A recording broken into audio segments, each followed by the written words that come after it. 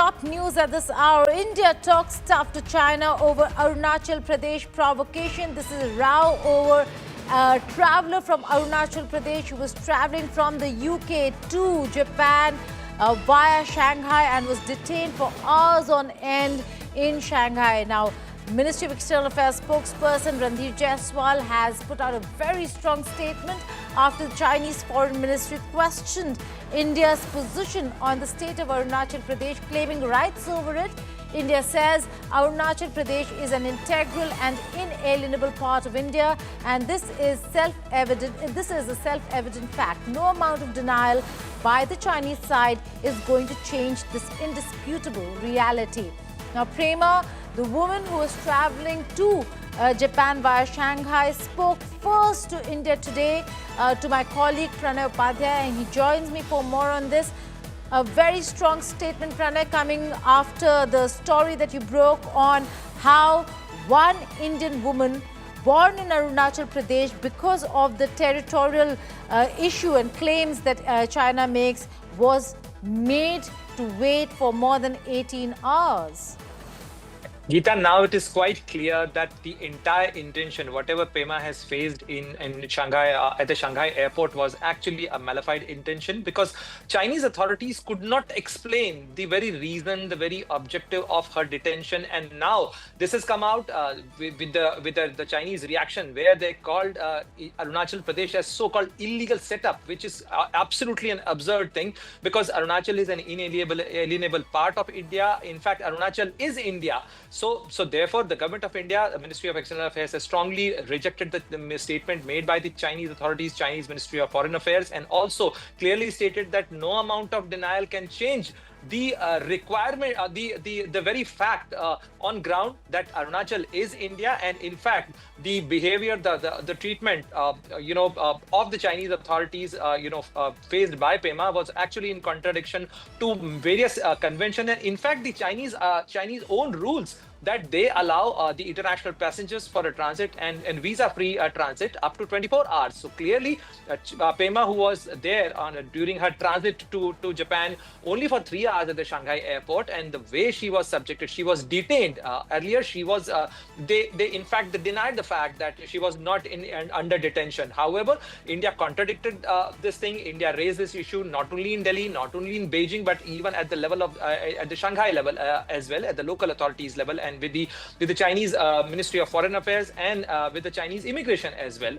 But this remains a fact that, whatever rapprochement, whatever goodwill they want to show, but this remains a bone of contention. And see, you must have seen the statement issued by the Chinese Ministry of Foreign Affairs, where the Chinese spokesperson clearly said they used the Chinese name of Arunachal Pradesh. They call it South Tibet, Ajang.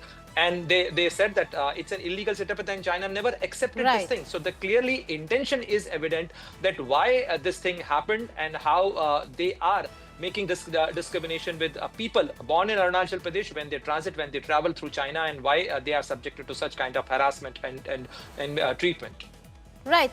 The matter has been taken up strongly with the Chinese side. And like Pranay was saying, this is clearly in violation of several conventions governing international air travel. But let's just listen to what really happened, what Prema Wangjom really went through. An interview done by Pranay Upadhyay, which was broken yesterday, and there are many reactions that have come afterward, which includes the Chinese Foreign Ministry and now MEA reacting to the provocations made by the Chinese Foreign Ministry. But listen in to the conversation between Pranay Upadhyay and Prema Wangjom. Can you describe the moment you first realized that the Chinese immigration officers were refusing your transit, and in fact harassing you and citing your Arunachal Pradesh birthplace as a point of contention and as a point of harassment for you? So yes, basically, I only had like a 3-hour transit in Shanghai. And I was transiting from there to go on to my onward journey to Japan.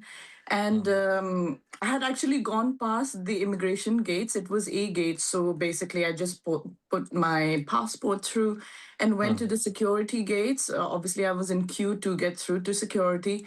when one of the officials basically came and started screaming India, India, and with my name, and then she singled me out. So I did ask her, what is the reason? Like, why are you taking me out? And she basically said to me, Arunachal, not valid passport, not valid passport. Not And I valid say, passport. yes. So I say, do you mean India is not a valid? Like, what do you mean by that? And then she basically used translate and said, Arunachal is part of China. Your passport is invalid. Basically, then they took me to the near the China Eastern transfer desk.